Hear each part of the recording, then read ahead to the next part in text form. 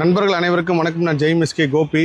எங்க இருக்கேன்னா கீழ்ப்பாக்கம் கல்லறையில் இருக்கேன். ராஜேஷ் சாரோட கல்லறை இங்க பின்னாடி இருக்கு. இன்னைக்கு வந்து அவரோட 1ஆம் ஆண்டு நினைவு நாள். ராஜேஷ் சார் பத்தி சொல்லணும்னா இன்னைக்கு இந்த இளைஞர்கள் வந்து இந்த காலகட்டத்தில் ஜோதிடம், பிரபஞ்சம், ஆகாஷ் ரெக்கார்ட்ஸ், இன்னும் நிறைய அறிவியல் சார்ந்த விஷயங்கள் எல்லாமே பார்க்க ஆரம்பிச்சாங்கன்னா அதுக்கு முக்கியமான ஒரு காரணம் ராஜேஷ் சாரும். அவரோட பேட்டி இந்த கொரோனா காலத்துல அந்த பேட்டியை வந்து பார்க்காதவங்க யாருமே இருந்திருக்க மாட்டாங்க. அப்பேற்பட்ட ஒரு பெரிய மகான் தான் நான் சொல்லுவேன்.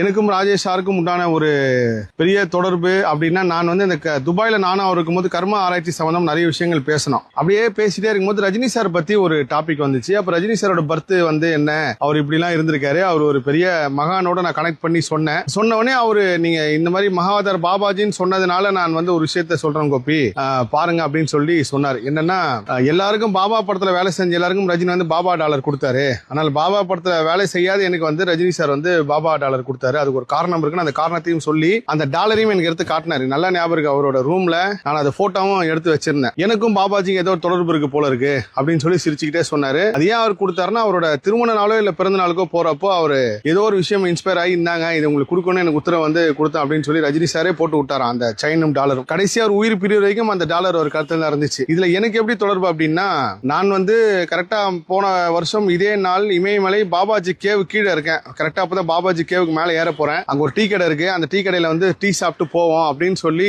டீ சாப்பிட்டு இருக்கும்போது என் கூட வந்தவர் வந்து, சார் உங்களுக்கு போன் பண்ணாங்களாம், எடுக்கல, என் லைனுக்கு வந்தாங்க சார், ஒரு நிமிஷம் பேசணும்னு சொல்லி சென்னையில இருந்து ஒரு நண்பர் பேசுறாரு. அவர் சொல்றாரு, ராஜேஷ் சார் வந்து இறந்துட்டாரு, ஹார்ட் அட்டாக்னு. பெரிய அதிர்ச்சி ஆயிடுச்சு இருக்கு. ராஜேஷ் சாரா? ஏன்னா அதுக்கு முன்னாடி நாள் தான் நான் வந்து ராஜேஷ் சார் சம்பந்தமா நானும் அவரும் உட்காந்து பேச வேண்டிய நேர்காணலுக்கு சேனல்ல சொல்லி அவங்க கிட்ட போய் பேசுங்க அப்படின்ற. அவரும் இல்ல ராஜேஷ் சார் தொடர்பு கொண்டு சார், போனே நாட் ரீச்சபிள் இருந்துச்சுன்னு சொன்னாரு.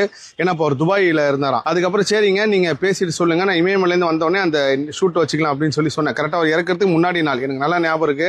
சத்யான்ற ஒருத்தர் தான் பேசினேன் அவரோட சேனலுக்காக. எனக்கு வந்து அந்த செய்தியை கேட்டு பெரிய அதிர்ச்சி ஆகி சோசியல் மீடியாவில் எடுத்து பாக்குறேன். ராஜேஷ் சார் மறைவு, ஹார்ட் அட்டாக்னு சொல்றப்போ எனக்கு ஒரு விஷயம் தான் கனெக்ட் ஆச்சு. மகாவதார் பாபாஜி கேவ் கீழே இருக்கும். அவர் என்கிட்ட சொல்றாரு, எனக்கும் ஏதோ ஒரு தொடர்பு இருக்கு போல இருக்கு, அதனால தான் இந்த டாலர் என்கிட்ட வந்திருக்கு அப்படின்னு சொல்லிட்டு அந்த இடத்துல ஒரு இறப்பு செய்தி கேட்டு பெரிய அதிர்ச்சியான. எனக்கு ஒரே ஒரு கவலை என்னன்னா, அவரோட முகத்தை கடைசியா நேரா பார்க்க முடியல. நான் சென்னை திரும்புறதுக்குள்ள எல்லா விஷயம் முடிஞ்சு அடக்கம் பண்ணிட்டாங்க வர. அதுக்கப்புறம் திரும்ப இதே மாதிரி கல்லறையெல்லாம் வந்து நான் பார்த்தேன். அப்புறம் வீட்லயும் வந்து அவருக்கு போய் அவரோட படத்துக்கு மாலை அணிவிச்சிட்டு வந்தேன். ராஜேஷ் சார் வந்து எல்லா இந்த யூடியூப் இருக்கிற காலம் ஃபுல்லாவே நம்ம கூட தான் இருப்பாரு. அதை தாண்டியும் அவரோட பேர் புகழ் விளங்கியிருக்கும், பேர் புகழ் நீடித்து இருக்கும். இது உண்மை. ராஜேஷ் சார், உங்களோட இழப்பு வந்து ஒரு பெரிய இழப்பு எங்க எல்லாருக்குமே. நீங்க இருந்தீங்கன்னா இப்போ கர்ம ஆராய்ச்சி சம்பந்தமா நிறைய விஷயங்கள் வந்து கண்டுபிடிச்சு அது எல்லாமே கண்டிப்பா உங்ககிட்ட வந்து தெரிவிச்சிருப்பேன். நிறைய விஷயங்கள் வந்து என்னை வாழ்த்திருக்கீங்க. என்னோட ஜாதகத்தை பார்த்து அவ்வளவு சொல்லியிருக்காரு அவரு. ஒரு பெரிய மகான்.